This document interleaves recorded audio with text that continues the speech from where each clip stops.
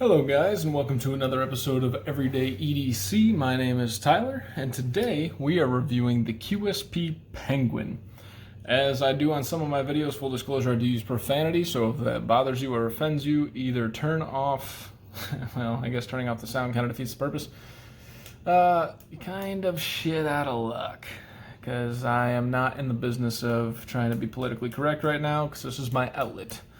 Yes, ranting. There we go. So today we have the QSP Penguin. Now, I did just clean off this blade, but let me clean it off again for purposes. I'm trying a different lighting so that it's not so reflective. So if it's too dark, let me know. Alright, today we have the QSP Penguin. This is my first QSP knife that I have reviewed. Obviously D2 steel. This thing is, well, let's get to that. I'm going to get to that. Let's go through some specs. First, I'll show you guys the knife. So, it's got the blue micarta handles. It's supposed to be like a blue jean style material.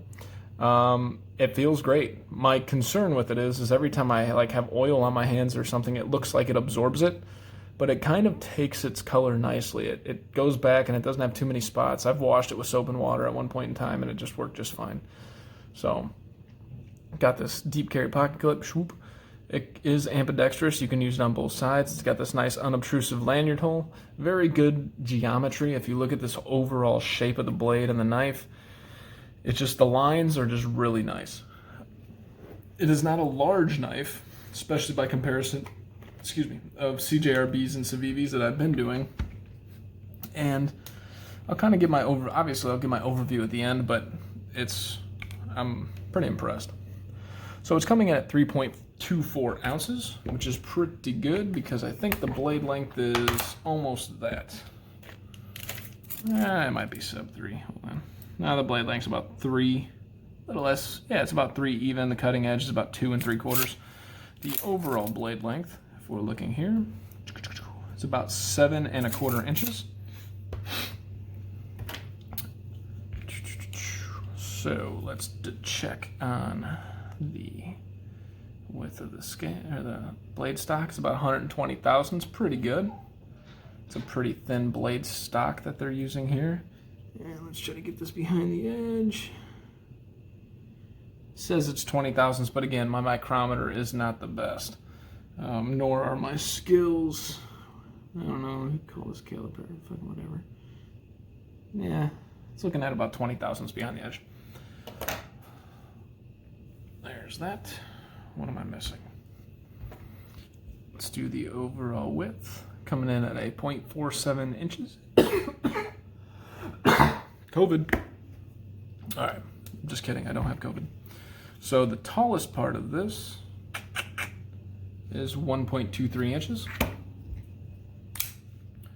Alrighty. Let's get into some size comparisons, and then we'll go through the quick rundown of the whole knife.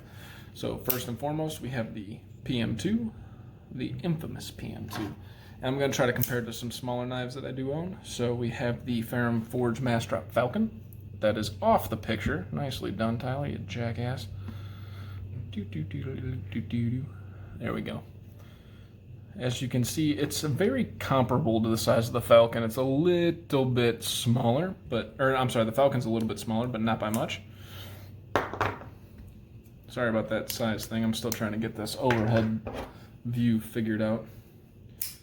The CJRB RIA coming in at almost the same size. The RIA is slightly shorter, but not by much. And then we have our Ontario Rat Model 1, obviously dwarfing the two in size. And I know, these comparisons kind of get tedious. The reason I show probably more than most is because I want everybody to have a chance to compare their knives to it. Some of us have these knives, but they don't have the other knives. I'm trying to give like a wider spectrum of knives so you have a good visual on it. This is the feldspar and the mini feldspar. As you can see, just about the same length as the mini feldspar, almost dead on the exact same. So it's a good smaller knife. It's, like I said, it's 3 inches, almost sub 3 inches. We'll get into that in a second. Let's get my last. We have the Civivi Dogma, King Civivi. And we have the ProTech Newport, once again coming in at almost exactly the same size as the ProTech Newport in length. And the Civivi Dogma's got it by maybe half an inch all around. She got about 1/8 of an inch back here and maybe 1/4 of an inch over here, so just under half an inch difference. Okay, now that we're done with that, let's get into the juicy part of this. So this is the QSP Penguin. Now, as you guys know, I'm trying to review all budget knives. So the good thing about reviewing almost all budget knives, other than a couple fillers from things that I already own, is that I get to compare the budget knives. And by that I mean I'm touching them all, I'm feeling them all, I'm carrying them all, and I'm doing it in a way where I really get a good feel for what's different and what's the same. So CJRB isn't much different than Civivi. It just feels like a step down, but not by much overall. Now they have some, competition. The CJRB Rhea, the Feldspar. Those are really in competition with Civivi. The rest of their lineup is kind of like, it fills the gap between that and the lower end budget knives. This QSP Penguin, I think, I want to say this came in at $45 with the mic card. Don't quote me on that, but I also got it from Mass Drop, so sometimes Mass Drop's cheaper. I want to say $45. It's in that range. It's definitely sub 50. One last size comparison for those of you. Dwarfed by the Benchmade Super Freak. That was just sitting there because I carry this with me everywhere right now.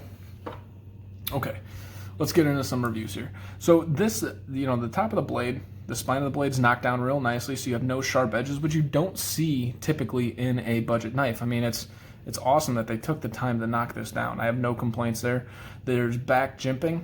There's jimping right on the back of here, which, you can put your finger on there, and it, I guess, helps your finger from slipping up. Function-wise, I haven't noticed a huge function portion of it, but again, you don't notice it. Honestly, reviewing it is probably the first time I've really noticed it. These micarta scales with a stainless steel liner that is not milled out, that you guys can kind of see from certain angles. It's purely reflective. There's no milling on the inside of this. We got this ambidextrous pocket clip that's not obtrusive, but it does have a prominent bill on the end. That I did notice caught a couple things. Once again, if you bought this knife and you're super happy with this knife, that's not gonna kill you. That's one of those things that you're like, oh shit, that catches on shit, and then you forget about it until the next time it happens. Let's go into the hardware. So unfortunately, it seems that the body screws are T6. Same thing with the pocket clip screws, but the pivot screw is coming in at probably a T8. And without taking it apart, it's larger than T6, so typically when you go larger than T6, it's T8.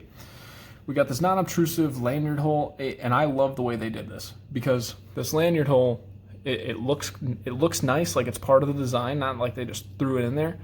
And it's large enough for you to get something in there if you wanted a large lanyard, but it's also, it just fits the design. The design of this knife, just these straight lines, are gorgeous. There's something about this that is aesthetically appealing, like it hugely aesthetically appealing to me. You got this Warncliffe style blade on there, and it's, like I said, D2. Here's the QSP logo, if you guys can see that very well. Here's the D2. You guys can see that right there. Yeah, so we have these two filler holes right here. These are for the pocket clip on the other side. I don't think those are necessary, but without those, you have two blank holes. You have recessed body holes right here. You also have only one screw. So this side, it must be a D-shaped pivot, which would be nice. I haven't taken this apart. I would hope that it's a D-shaped pivot. Moving on, these seem to be, I'm gonna guess that this is on bearings, because, oh, this looks like phosphor bronze washers, guys. This thing's on phosphor bronze washers. News to me, because I didn't look that up, but let's see if you guys can see it. Not really, but it's a pretty thick washer. I'd have to double check on that, because that's, they look like bronze washers, but they're thick. Huh. I'll look that up if you're curious, and I guess I could fucking take it apart right now and show you. I don't want to because the thing's in great shape, but for the sake of science, T7, what the fuck am I doing with T7? Get out. Hey, little piece of shit. This won't take long, promise. Stick around, we're checking out and see what's in there.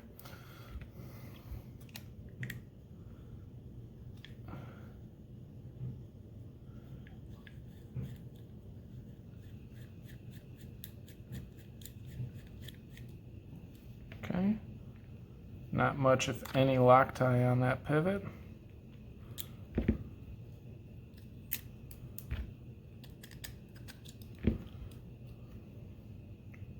The pivot is D-shaped, so in case anybody's wondering what that means, it's flattened on one side so that it does not spin when it's in there.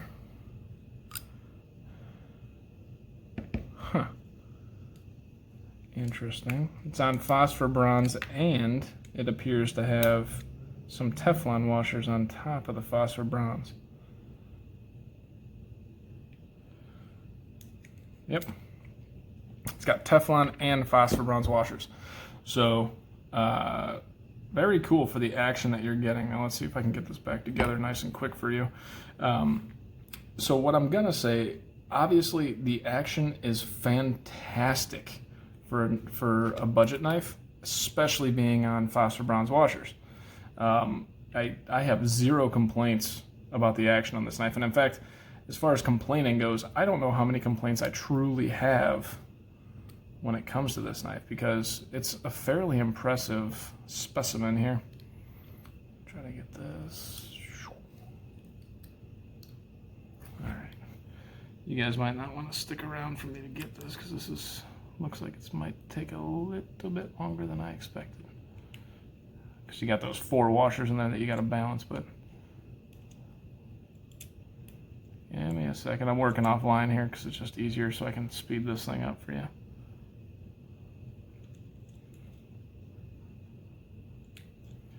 I think I might have folded one of the fucking washers on the other side. Piece of shit. Okay, so, ooh, look at that.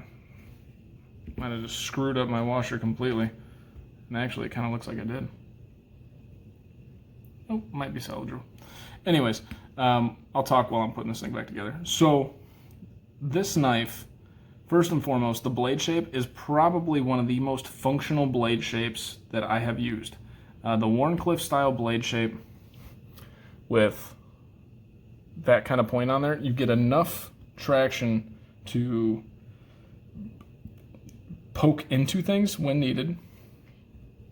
I think I fucked up this knife taking it apart for you fuckers.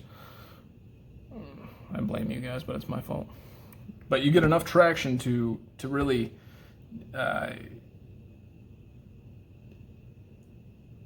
forgot what I was saying. I might scrap this video. But going back into the knife. So this knife is by far and large, the handle on this is fantastic. I mean, absolutely fan-freaking-tastic. It does hold very well. The ergonomics on it aren't the best. So the ergonomics on this aren't gonna, rock your socks off. I'll tell you that right now. But it's a smaller knife. This thing fits into your pocket so very well that, it's not one of those that you're gonna take and break down boxes all day. It's just simply not. You're gonna take it out, use it for small cuts, and then put it back away. And honestly, after carrying this for, I don't know, how long did I carry this for? A week and a half, a week, plus or minus. This thing is super impressive when it comes to just the way it carries in your hand. It feels so much more than it actually is. The micarta feels great. I don't really know a classy micarta feel versus this type of micarta. I don't have super experience when it comes to holding different micartas, but in your hand it feels fantastic. The carry's great, the cutting's great. I mean, everything about this knife is fantastic. Maybe not after I fucked up the washers, but what I'm really getting at here is that QSP surprised the shit out of me with this. Now, I have 2 more QSPs on the way, and they have me super excited for what's coming, because they just, the way this knife carries, and it's hard to explain. It just feels classy, and it feels super easy in your pocket. And when you pull it out, it's not scary. It's a smaller knife, so it's easy to just tuck away, and nobody, and as Metal Complex would say, cut Susie's bag of pretzels open, that type of shit. It's everything about that's just great. So when it comes to the QSP Penguin, I'm sorry, I'm fucking distracted. I've never actually tried to do a review when I'm putting one back together. But when it comes to the QSP Penguin, I actually recommend this knife as one of my most, I would say probably one of my favorite knives for the price. For its class, the 3-inch style knife for $45. I love this thing. Dare I say, for those of you Civivi Elementum assholes out there, dare I say that I actually like this better than most of the budget lineups that are 3 inches. This is probably my favorite budget 3-inch knife right now. Let's see here. Got rid of that, but it's a little bit stickier, probably because I fucked up the fucking bearings, but it actually feels pretty good. So that wasn't too bad. Complaints. The detent, and it actually feels fixed now that I've messed with it. The detent did feel super strong, which I usually tout as a good thing, but in this case, with these thumb studs being so small and pointy, you're going to end up, it feels like you're putting a lot of pressure on it. That is what it is. To me, it's not a huge deal. It's just, it's not ridiculously fidget friendly because of that. I did just take it apart, but you can see the centering came right back to center. It's fantastic there.